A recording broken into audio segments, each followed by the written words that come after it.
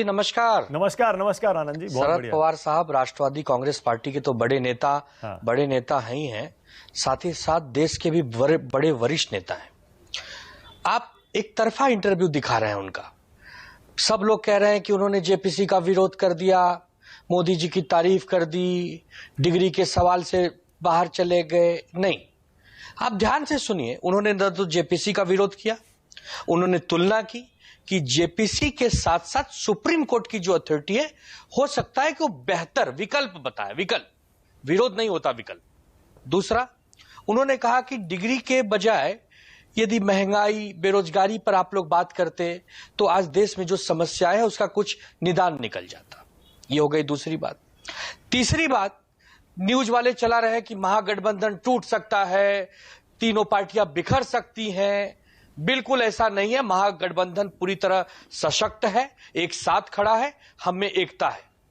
राजनीति में क्या होता है मानक जी कि कभी कभी कई दल जब अलग अलग विचारधाराओं के एक साथ आते हैं तो उनकी राय होते हैं, किसी विषय पे कुछ कहते हैं, किसी विषय पे कुछ कहते हैं।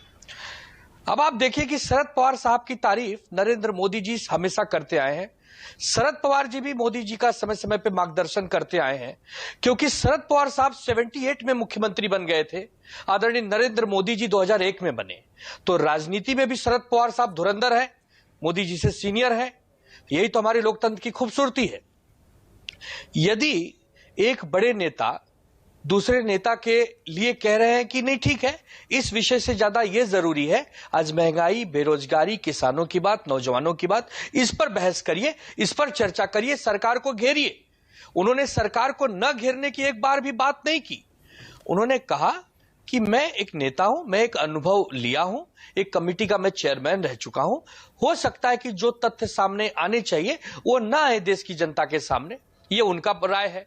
अब हमारी राय सुनिए कि अगर जेपीसी में कोई कमेटी बैठती है तो राज्यसभा की संख्या से दुगनी लोकसभा की संख्या होती है।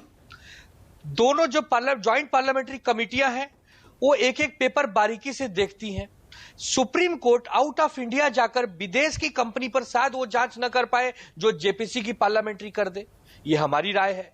अगर पूर्व प्रधानमंत्री मनमोहन सिंह जी, नरसिम्हा राव जी, राजीव गांधी जी की सरकारों पर जेपीसी बैठ चुकी है, इस सरकार में बिठाने में कोई अचरज नहीं है।